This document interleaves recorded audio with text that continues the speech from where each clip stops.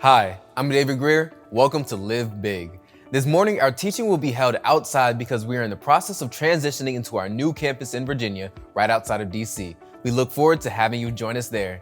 But until then, let me ask you, how willing are you to fulfill the Lord's will and His purposes? Let's dive into this new series together about Nehemiah, his dilemma, and how the Lord moved to help him prosper. Watch this.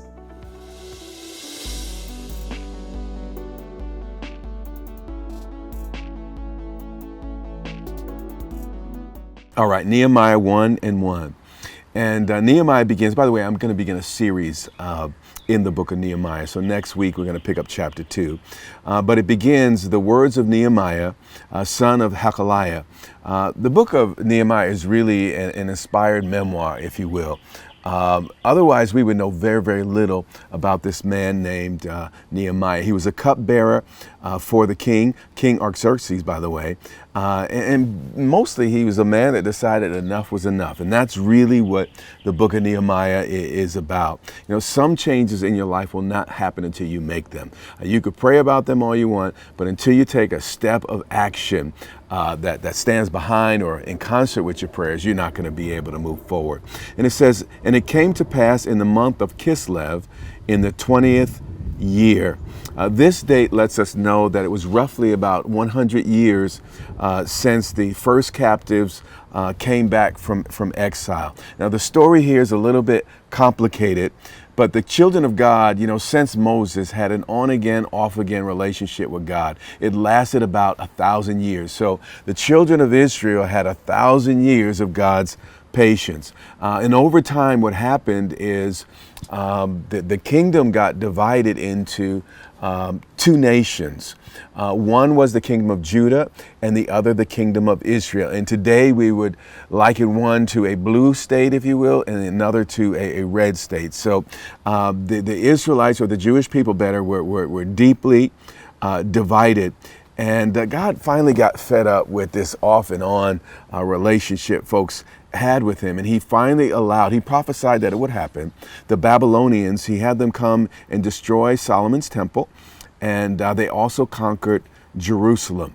And what's the use of a temple if people aren't really worshiping? And you don't want to have so much form, but really not have the substance in the heart of it that God really doesn't, you know, he's not impressed by all he sees and hears.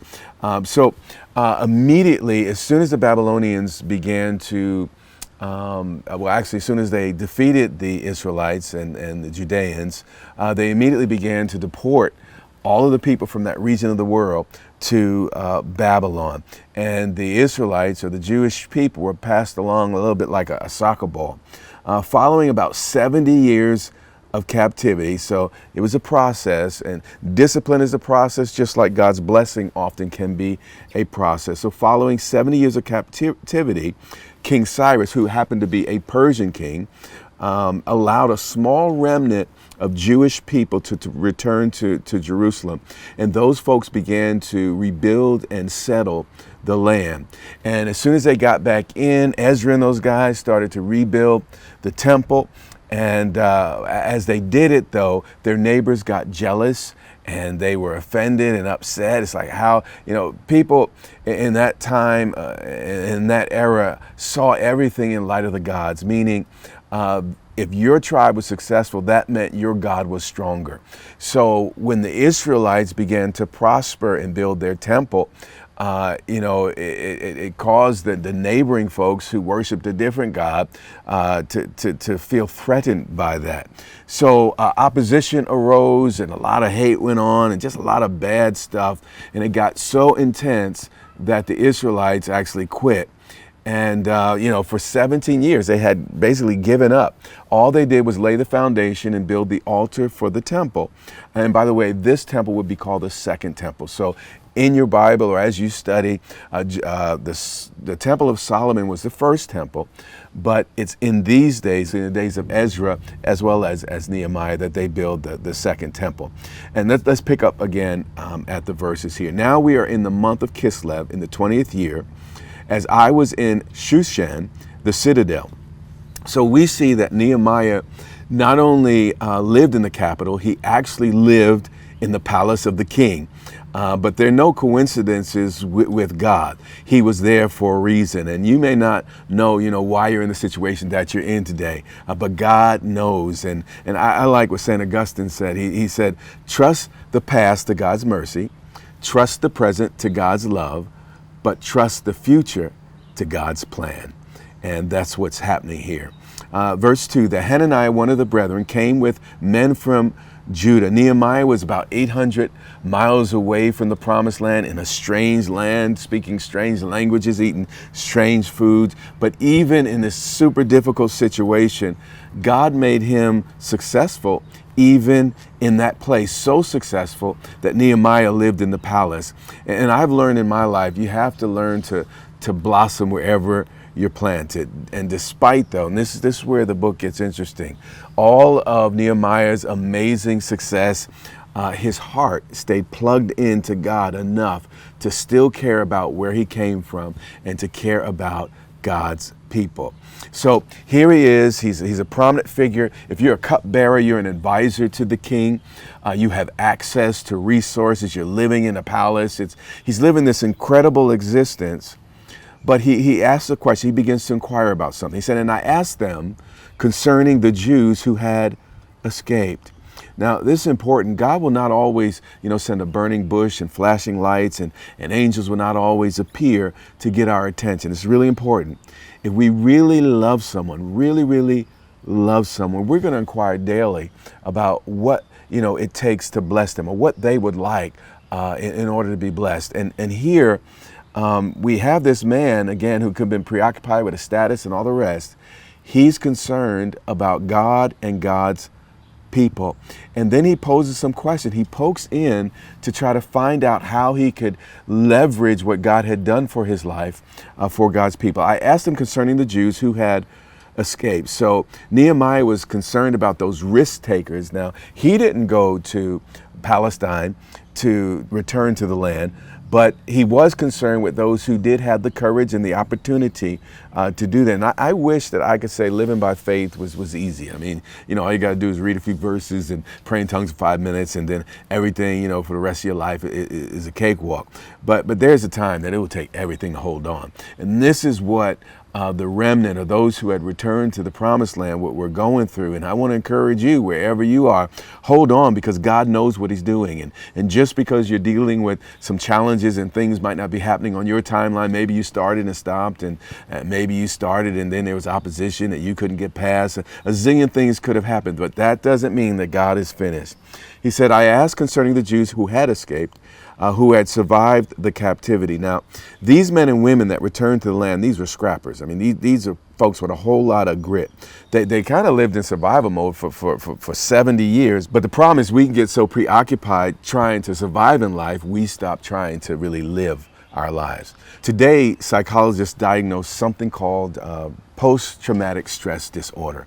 PTSD is an overactive stress response, if you will, that comes from a real traumatic event or events, plural, but it extends beyond the real danger.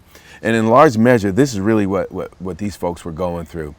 So this is when you had a moment or a period that was unsafe, but after that moment, everything and everywhere is always unsafe. Your brain kind of goes into overdrive, thinking about, analyzing, and solving for the what ifs. And, perhaps you were in the Middle East and you were fighting the Taliban, but now you're in a movie theater and you're like, you know what, I got to look for my exits, who's going to come in the door. Your mind is on overdrive because you were in this intense situation and you're having a problem turning it off. And this is what was going on in the lives of God's people that were in the promised land. And Nehemiah was concerned about it. Here he was in the palace. Of course, there's palace intrigue, but it wasn't on the level of what his brothers and sisters were facing. So he's concerned about the people, but he also says here, and concerning the city of Jerusalem. So, after food, water, shelter, the basic biological needs that we have, after that, we need a safe place for us, safety is vital. We need a safe place to worship, a safe place to live. My hope, by the way, is that Grace Church becomes your Jerusalem, a safe place to grow and develop in a world that has gone absolutely mad. So he prayed for the people, but he also prayed concerning Jerusalem, which was their location. He wanted them to be in a safe place so they can grow and develop and become everything that God wanted them to be. Verse 3, and they said to me, now they're giving this report to Nehemiah, the survivors. Okay, this group is called survivors several times here. And the dictionary defines survivors as those who remain alive after others have died.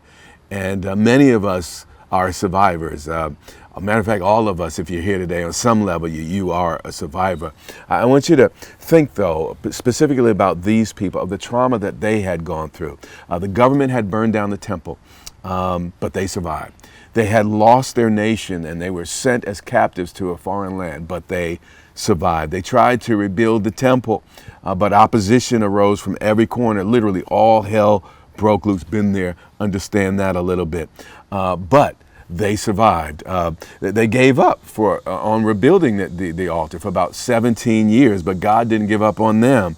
And finally they completed it and they survived.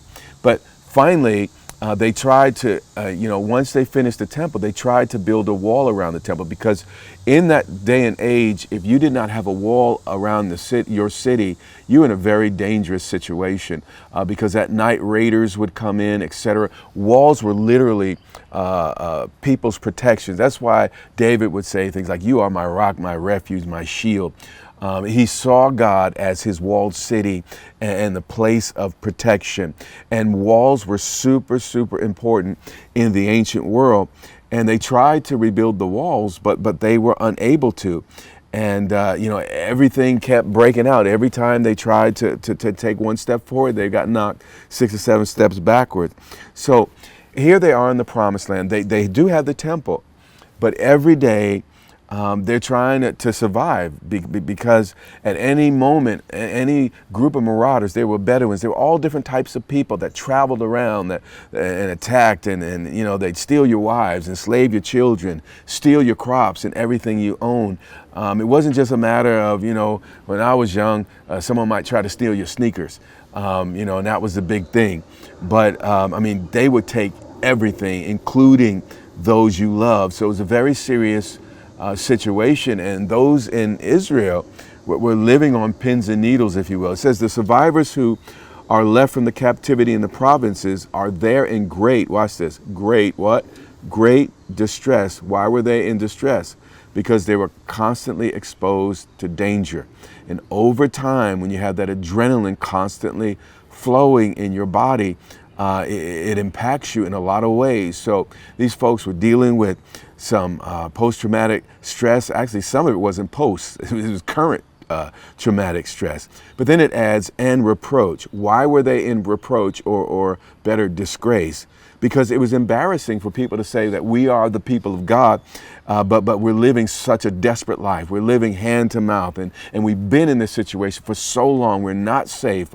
Our children aren't safe, and it's frustrating. And again, I look up to heaven. I worship in the temple, but I don't see God's hand moving the way I'd like in my life. How many have been in the situation of these survivors here? And then it adds, the wall of Jerusalem is also broken down. So again, they worship, but their protection wasn't complete. It was gone, and in some parts and at some level. Maybe you return to the Lord. Maybe you've come back after straying and all the rest. But when you came back, you didn't feel as safe and as confident as you once did. Your faith wasn't as innocent and wasn't as trusting as it once was. And you're so impacted by what you went through, when God had to deal with your stubbornness and all the rest, that the walls that were in your mind that once easily resisted feelings of inadequacy, it once resisted, fear and panic. Now those walls are weak, and you live in constant fear of where the enemy might strike next. It is a fearful thing to fall into the hands of the Lord. And these folks had gone through it, and they're dealing with all different types of stress on all different types of level, but they want the walls here mirror what they wanted to happen in their spiritual lives. They wanted God to be a wall around them, and they didn't want any gaps in the hole. And that's what I want in my life. I want God to build a hedge of protection about me and my family, my church, and those I love. And I don't want any gaps in that hole. And just as they were trying to build up this physical wall, it again spoke to what they were trying to accomplish spiritually. And I think all of us on some level are trying to do that. And then it goes on and says, and its gates are burned. So the walls of the city protected against those that might try to, go into the woods and sneak and climb in through, some area where it's just not highly populated. And I don't know if there was a whole lot of woods in Jerusalem, but the point is, the walls of the city are really for those that are sneaking and creeping and that type of thing. But gates, pay attention here, are usually connected to roads. Those are high traffic areas. And gates were used to protect against those who really didn't have a shame about entry. They weren't really trying to sneak in. They felt they had a right, or they had the force and power just to come in. And this is important. You can't force someone to respect you. But our gates, or the lines that God draws in our lives, are those are there so we can refuse to be disrespected. So the gates were there to stop those that Jerusalem, or the people of Jerusalem, didn't want in. But they didn't have that prerogative anymore. They didn't have the power to stop anyone. And this was the situation of their lives. So it was when I heard these words, when Nehemiah heard that the temple was in trouble, and that God's faithful people, come on, they risked travel 800 miles to go back to Israel. And they're really living hand to mouth and just all types of dangers that they're facing. When he heard about it, he sat down and watched this. He wept and mourned for many days. Now here's my big question for you today. Does your heart still break for what breaks God's heart? This man was powerful and successful. And sometimes we can get so successful, so provided for, so powerful. We can reach our goals in life that, it's all about us. But does your heart break for what breaks God's heart? Nehemiah, this powerful man, was still impacted by the heart of God and a love for his people. He said, I was fasting and praying before the God of heaven, not for himself, but for his church, but for his temple, for his people. And by the way, the rest of this chapter outlines the prayer, and I'm not going to dig into all that. But what we do find, and you can read this on your own, he prayed the scripture, he quoted God's promises, but most importantly, he was willing to give something up. It started with food. And by the way, when you want something so bad you stop eating, that means you're pretty serious about it. And it's really important though, to stop asking God to care about things that you don't care about and calling that prayer. If you don't really want it, you might formulaically check the box and think you prayed about it, but if it doesn't move your heart, it's not going to move God's heart.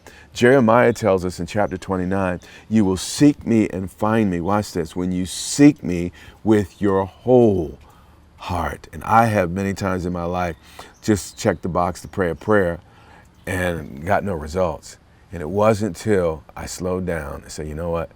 I'm going to really, really talk to the Lord about this. And I'm going to pray with my whole heart, undivided attention. And every time I've done that, God has heard. He didn't always answer the way I wanted exactly, but I left knowing that God heard me. Now I want you to skip to the end of this prayer, because I'm not going to keep you too long this morning, and I'll pick up this chapter next week. In verse 11, he says, O Lord, I pray, please let your ear be attentive to the prayer of your servant. So he poured out his heart to the Lord, and in humility, he's saying, Lord, may you hear what I just said. But he doesn't stop there. He says, and to the prayer of your servants who desire to fear your name. Nehemiah realized that he was not the only one who loved God. He wasn't the only one who cared. And sometimes you can start feeling like, you're the only one that's living faithfully, that cares about the things of God. But Nehemiah didn't have that type of mentality.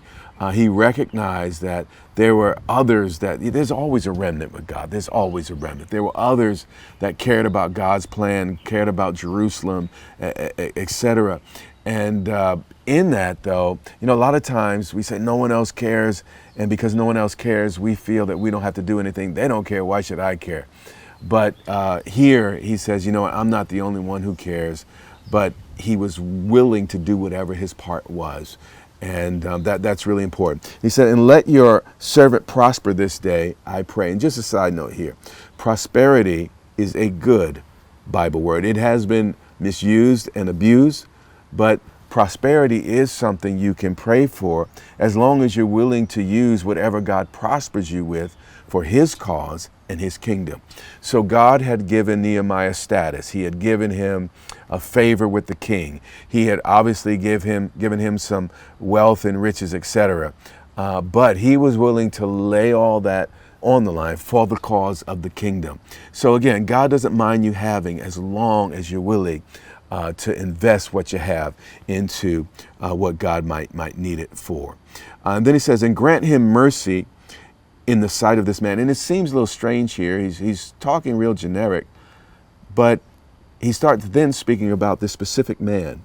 You see, Nehemiah knew that he had access to the answer. He was serving the most powerful king in that part of the world at that time. And he would not shy away from risking his life, his reputation, to get his prayer answered. He knew that he had certain resources, and in this case it was the king, and he was willing to leverage that resource, and we're going to see this next week, in order for God's purposes to come to pass. So don't ask God to guide your footsteps if you're not willing to move your feet. Nehemiah not only prayed with his mouth, he was willing to pray with his life. He was willing to lay down everything that God had given him for the cause of Christ. And then he ends this chapter this way, and we're done as quickly as we got started. For I was the king's cupbearer. And you see the memoir throughout. You see him talking about his experience, and how he says this is pretty amazing here. But he knew that he was in his position for a reason. And again, he was willing to risk his life, his position, his resources, his reputation to make a difference for God's people. Today, we have millions of people across this country, around the globe. Actually, we're in the billions here, but in the United States of America, millions of people that are literally traumatized by what's going on in this world. The darkness, it just seems darker than it's ever been. I'm not 100 years old, but I've never seen anything like this in my lifetime. And I know folks that are close to 100 years old, and 80s and 90s, and they're saying the same thing. I have never seen times such as this in my lifetime. So our nation's traumatized, our communities are traumatized, and here's the question: what are you willing to do to make a difference? When is the last time you prayed for someone else with your whole heart? Prayed for God's cause with your whole heart.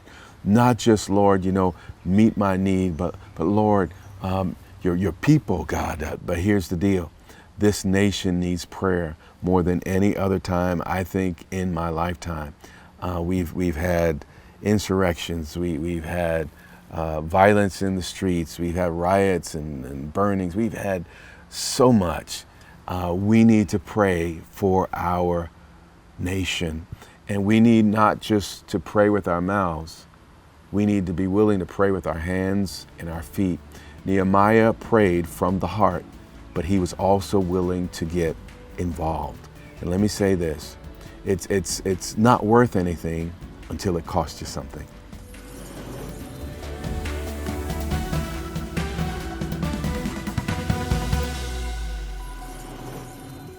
There would be no Moses if there was no Pharaoh.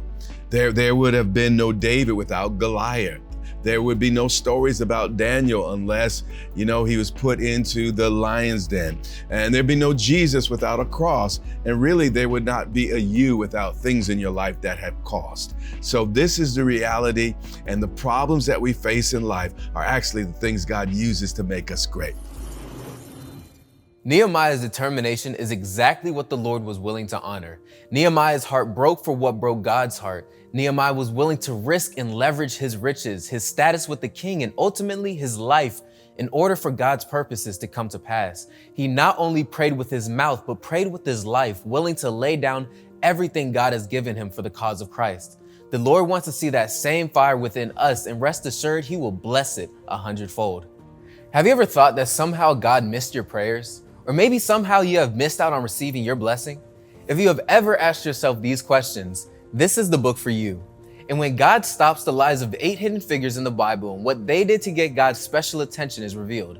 Dig in with Derek Grier as he examines the life of each figure and what they did to get God-sized results from their prayers. If you want to propel your faith to a new level, this book is a must-read for you. Stay right there. Our announcer is coming with more information on how you can get your copy of When God Stops today.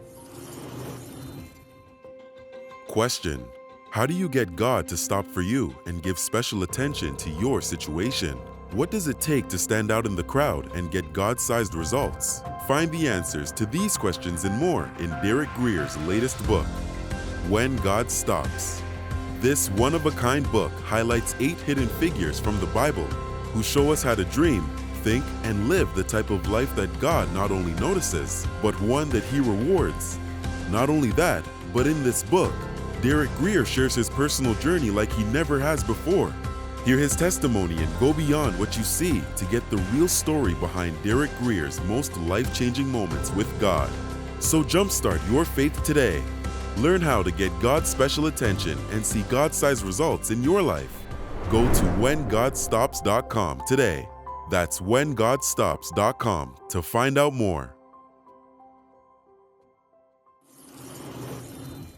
Thanks for joining us for today's edition of the Live Big broadcast.